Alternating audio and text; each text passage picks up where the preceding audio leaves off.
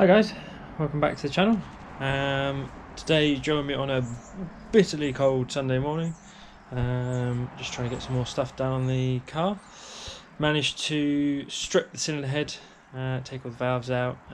CC checked the cylinder head as well, so I know what my starting capacity is. And that's at work at the moment, so we've got a couple of options there. Might possibly try and get hold of another cylinder head, 12G295 or a 202, we'll see. Just looking at valve sizes, or I might buy bigger valves for that head, increase them. It's not unleaded, which I thought it would be, being a later car. So it's not unleaded, hasn't got unleaded seats in it. So if that head goes back on, the minimum I'll be doing is fitting unleaded seats, lapping the valves in and putting it all back together. But there's other options, so I'm just sort of weighing up my choices at the moment. Toying with the idea of fitting 1.5 inch high lift rockers to it as well, providing I've got the piston to valve clearance and stuff that I want. So yeah, that's a couple of options I'm looking into to try and just get a bit more lift and a bit more air in and out the engine really. While I'm at this stage, I might as well try and maximise it as best I can. There's a couple of things I've done since I last recorded. The front hubs, popped the top ball joints on both sides, and the steering rack or the track rod ends, because I've done the track rod ends because I need to change the steering rack boots because they're absolutely knackered, as you can see, after 18 months of driving. Lovely high quality parts there. And I've done the top ball joints on the uprights or hubs, because I need to drop them out to take the inner drive shafts or inner pot joints out of the gearbox when I lift the engine. The easiest way to do that is to pop top ball joints, and then I can knock the upright right out, and that gives me enough room hopefully to pull the pot joints out and try and keep them all intact. I don't really want to go splitting the drive shaft and stuff if I can help it. So that's the plan there. Unfortunately, one of the threads on one of the top ball joints is slightly damaged, but I think it's not damaged, it's only one thread that's damaged halfway down, so I can repair that with just need to chase the thread with the die, sorry. So yeah, I need to do that at some point. What I'm going to try and do today is to take the cylinder head off this spare 998. As far as I'm aware, looking at it, it still looks like a cam for whatever it is, the standard 998 head, but this has had a little bit of work done on it, in the fact of the bypass has been blanked off, and a couple of other bits. I'm not sure if the ports maybe look a smidge bigger than the other one, but the main reason for pulling it off is going to be to check see if it's got unleaded seats in it, because if the head is exactly the same as the one I've pulled off but has got unleaded seats in it, then that's going to be my candidate for moving forward, before I go spending several hours porting and enlarging the chambers on the other head, and then pay to have inserts put in it. If I've got one that's already got inserts, then I might as well use that. So that's the plan of attack for today. It's going to be a bare minimal, literally minimal effort sort of attempt at getting the head off. This engine looks in considerably worse condition than the one in the car, hence the fact I used the one that's in the car. So it looks like a lot more stuff is rusted on, so I don't know how easy it's going to be, but we don't know until we try it. So but I've also got the tappet chest covers and stuff on it, so rather than modify the one from the engine at the moment. To move the breather, I'm going to take the one off that engine and modify that first, and then I can just swap the tappet chest covers. So that's nice and easy. Yeah, other than that, it's about it really. Yeah, I think that's it. We'll get cracking on, I think.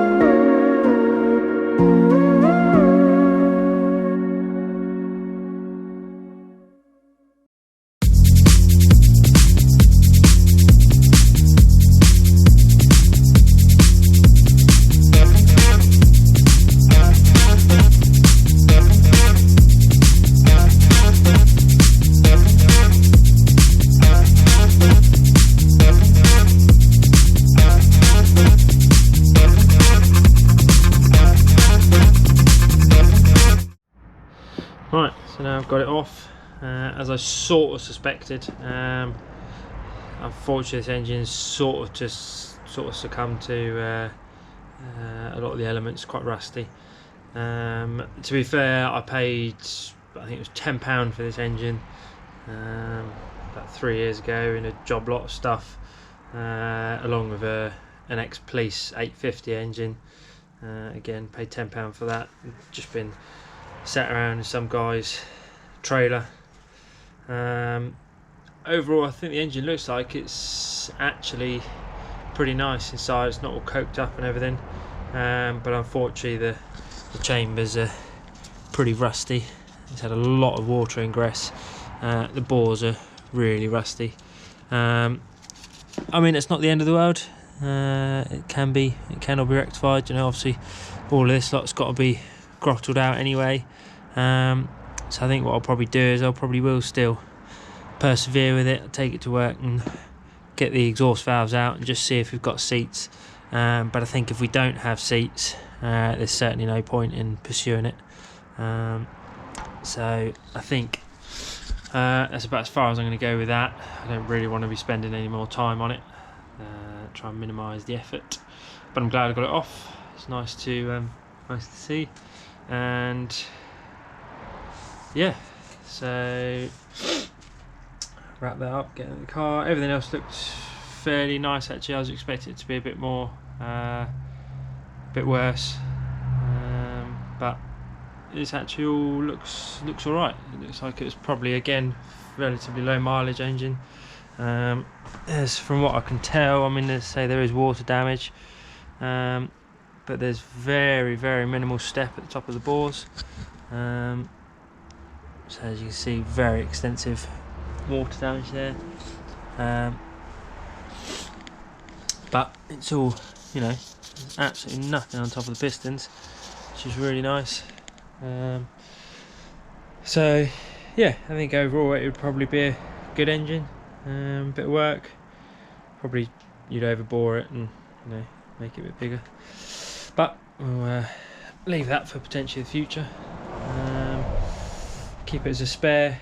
I've already robbed quite a few bits off it in getting this one together in the first place, which was dead handy, easily paid for itself, so that's good. One of the main reasons why I wanted to get that one apart and just have a look is because, as I said, there are a few differences between the two. Let's say one of them, someone's had to head off and block the bypass. That's the big obvious one, but it's also got a crank damper, whereas mine doesn't. And although it would be nice to fit them, obviously I'm changing the pulley, so that's irrelevant now. But the fact is, there's a big difference, which sort of leads me to believe that one on the floor is probably a slightly later engine, which means it is more likely to have inserts.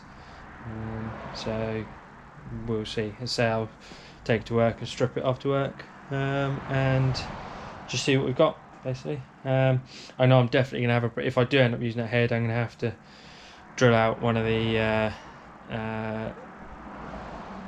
thermostat housing studs, because it's rusted solid in the thermostat housing, and I know full well that as soon as I try and take it off, it's just going to snap, so that one's going to need drilling.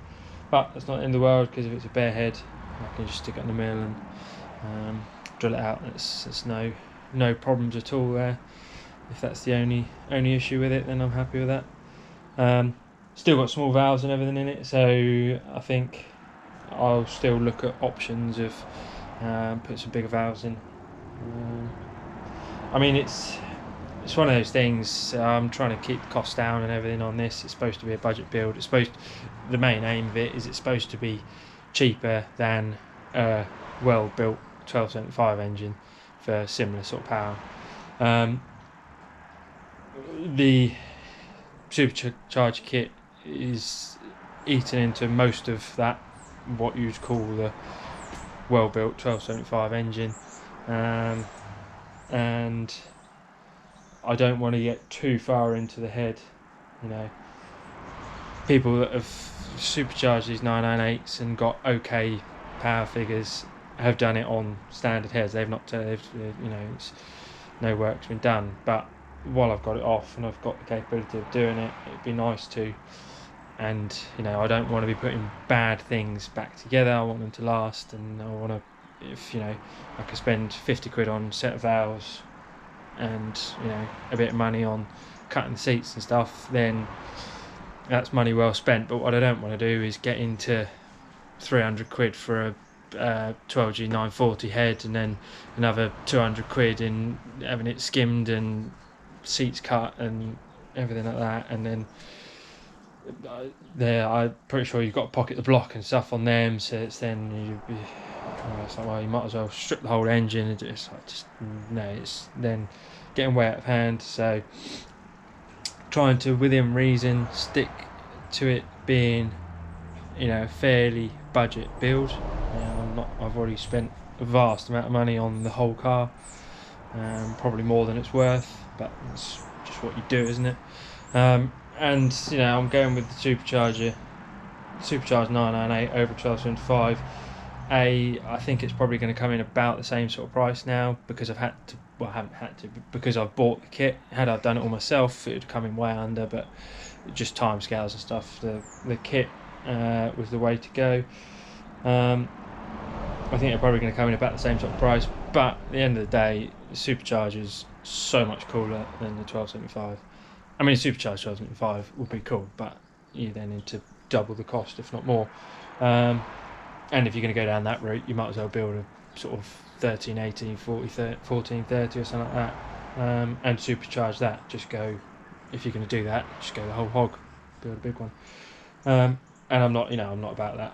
I'm not interested in going really, really fast in this. They're not safe. If you have a crash in it, and they're not safe at all. And the 998 in it is perfectly adequate for 90% of the driving I do. It's just nice to have that little bit more low-end grunt, and the cool supercharging noise. If I'm being perfectly honest with myself, main reason for doing it is the cool supercharger noise. So yeah, that's sort of some of the reasons behind going this route. It's potentially a bit unusual, but at the end of the day as well, if I blow the 998 up, they're pennies. Like, let's say I bought that one for a tenner. They've gone up a bit more recently, I guess, because people are starting, the 1275s are getting harder to get now, so people are starting to move on to the 998s, but they're still a fraction of the cost of a 1275. So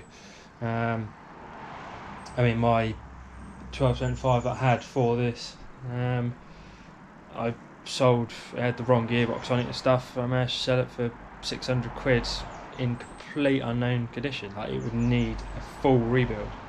So a running 1275 is anywhere from sort of £1,000 to £1,500, and then you've got all the rest of the work to do on it to be confident that it's going to be reliable.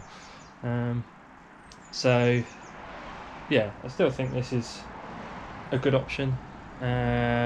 It's now not looking like it's the cheapest. I probably might have been able to stick the 1275 I had in it, and it might have worked, might not have worked. You don't know, but I've done over 10,000 miles in this engine now, and touch wood, it's been absolutely golden.